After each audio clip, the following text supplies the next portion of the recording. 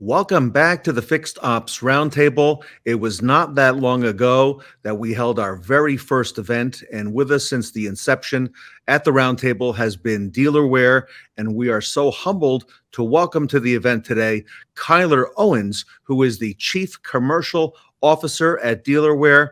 Cuyler, welcome to the Fixed Ops Roundtable. Thanks so much for having me. I appreciate it. It's an honor to be here. A great honor to have you, my friend. Dealerware has a tremendous name in our industry. You're leading the way. You've got some amazing technology. I can't believe, Cuyler, that we went so many years in this industry not having the tools that Dealerware provides. And, so important what you provide to our dealers that they can use every single day. Yeah, thank you. Since we've entered into the market about 6 years ago, it's been a huge opportunity for us to sort of up level and upgrade the way that dealers are managing fleets, and it's been an amazing journey to partner with so many great folks at the OEM level and the dealership and dealer group level. It's been a fun ride. Well, I'm watching you folks on social media. I know you've got a lot of great information to share with us today. I'm going to bring up your presentation, and Cuyler Owens, the show is all yours. Great. Thank you so much, Ted. So the real focus today that I want to walk through is the cost of every vehicle sold. And it's kind of an interesting thing to think about where the dealership business has come from, with inventory being sort of much more harder to keep on the lot, and with vehicles being fairly scarce, there's some different business dynamics that become important. And having been in technology for quite a while, I've gone through something that I think is pretty interesting, which is called the Marshmallow Experiment, the Marshmallow Test. And I think it's a good sort of framework for us to think about how we are managing our businesses today. And this is, for those of you that don't know, and it's a fairly well known test, but in 1970, Walter Mischel at Stanford actually pulled in, there was a preschool daycare on the facility, and pulled in a lot of those kids and started doing experiments on delayed gratification and instant gratification. And so the way they set this up, and as a parent of small children, it's funny to think about this scenario, but they took 4-year-old kids and they put a marshmallow in front of them, and they said, you can eat this right now if you'd like, or if you wait for 15 minutes, I'll come back and I'll hand you another marshmallow and you'll have 2. And so, this notion of putting kids through that pressure test is interesting, because when you think about instant gratification and having that right in front of you and having that marshmallow right there as a little kid, the temptation is always there to grab it.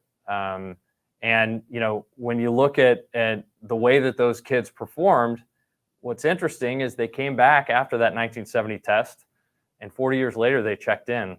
And those that deferred gratification through subjective measures, health, financial well-being, happiness, a lot of measurements around how their outcomes of their lives were, deferred gratification, those that were able to wait and sort of understand the benefit of waiting for the long-term gains, ended up, by all measures, sort of having a much more effective and better life in the long run. And so I think there's an interesting parallel as we talk about where we are today. Prices have never been higher on used vehicles. The automotive industry has seen tremendous financial gains based on some of the pricing that's going away. Even at the OEM level, a lot of the incentives on new vehicles have gone away because demand is so high, inventory is low. And it's an interesting dynamic as we look at the way that dealerships are operating. Certainly no problems with generating profit, and we're all in business to do so. But I think it's interesting to start kicking around, if you apply the marshmallow test approach, what would happen if you didn't take that marshmallow that was right in front of you? What would happen if you decided not to sell those vehicles? And what would happen if you built those into a larger, longer-term business strategy? And so, interesting to think about some of the things that we're seeing in the market and the way that dealers are operating, because those that are keeping used inventory, older inventory in their fleets are seeing some interesting benefits. So, 3 to 5 additional repair orders per month are generated for every vehicle that you have, right? There's more appointments and you're taking care of those customers. That is important because you have RO revenue that's being generated, but it's also highly beneficial from customer satisfaction perspective and retention rates. So 97% of premium customers, 90% of mass market customers are making a decision on repair and have expectations around replacement vehicles. So, getting into the preference of customers, getting into the lifetime value of customers because you're providing that larger service is very important. Customers that receive loaners over time are 20% more likely to return if they've received a loaner, and those that go to purchase a vehicle are looking somewhere else. It's a 12% higher rate if they haven't received a loaner. And so you've got a lot of opportunity there to look at the long-term value of that customer. And again, by providing those fleets, by providing those vehicles, you've got opportunities to meet customers and take care of them in a time when maybe you could jump into a quick sale of that vehicle, but instead decide to build the lifetime value of that customer. Some really interesting data on top of that around EVs. Some interesting entrants into the marketplace of EVs coming into dealerships on two sides of this. One being that EVs are going to be more of the inventory that's going to be available, and the way that people are adopting that may require little small pieces of maybe a short-term rental, maybe I use this for my courtesy vehicle while I'm bringing my vehicle in for maintenance, to be able to feel comfortable getting into those vehicles. Even possibly if you have road trips that you need to take and you have to have an ICE fleet to support that, there's an opportunity there. We did a JD Power survey, and it was very interesting data that more than half of the customers that were bringing their vehicles in said that they would prefer to test out an EV in those courtesy fleets. And, it's a dynamic that is largely moving into the market, and one that I think is important. Having more fleets available of either EVs or ICE vehicles is something that consumers are starting to expect. Finally, and we've seen pieces of this within our customer base, we see a huge growing trend of rental at the dealership. And so the opportunity to take that vehicle and maybe not take, $4,000 front end gross, but instead, spread that out over a 6 or 9 month fleet life cycle to be able to earn significantly more money through rental, subscription, or any other type of mobility program. The point being, having vehicles on the lot is critically important to the long-term engagement with the customer, to customer retention, and to the value that you're delivering to that customer, because we're not looking for a one-time engagement.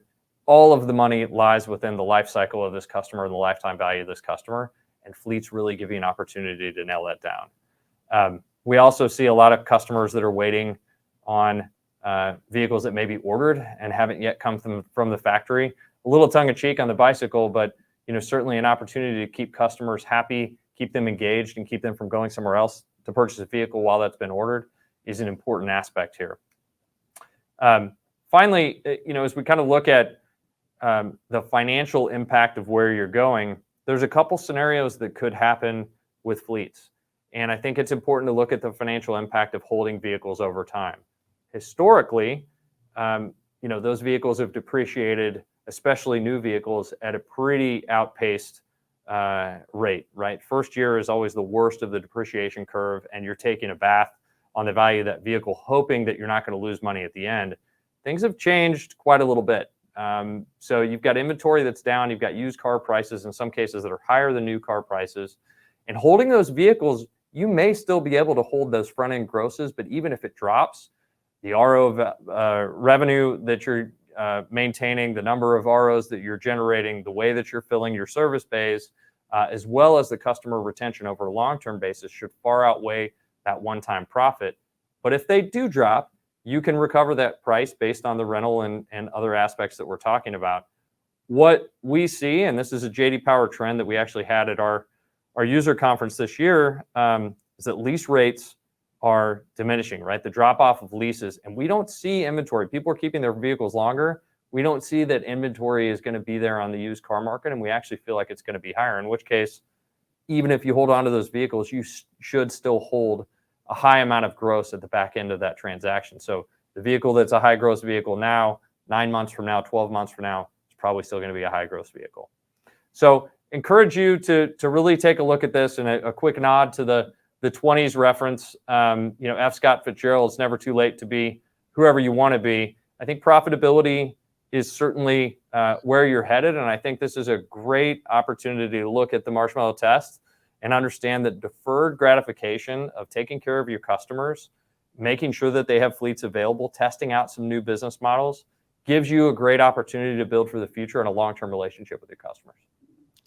Tyler, great job. I love the references to the marshmallow test. I'm not so sure that I wouldn't have grabbed that marshmallow even today, but you're right, because things are rapidly changing in our industry, and this is very timely, where you're talking about holding on to some of those fleets and the reasons to do that mix, adding the EVs as well, availability. People want to be able to drive those. I loved what you said about a number of times the lifetime value of the customer and the ROI. Cuyler, this is probably the first time we've seen at the Roundtable some ROI, surrounding the fact that customers will return more likely, more often, to be a repeat customer if I've got that loaner fleet available to them. So, very, very good information there. Yeah, thank you. We've done some great partnering with JD Power to be able to help us deliver some really compelling data by tracking customers and understanding their behavior. So data is undefeated. Our CEO says that all the time. I completely agree. And so tracking and measuring those things and making sure that, not only is it the right decision to take care of your customers, but it's also absolutely the right decision if you put it on a spreadsheet and start mapping out where the revenue is generated. Everybody wins in a scenario where you have fleets that are operating at a dealership.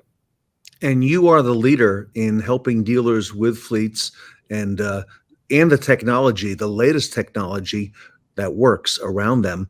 Cuyler, if our audience wants to reach out to you, get more information on the Dealerware platform and what you can do for them specifically, what's the best way to do that?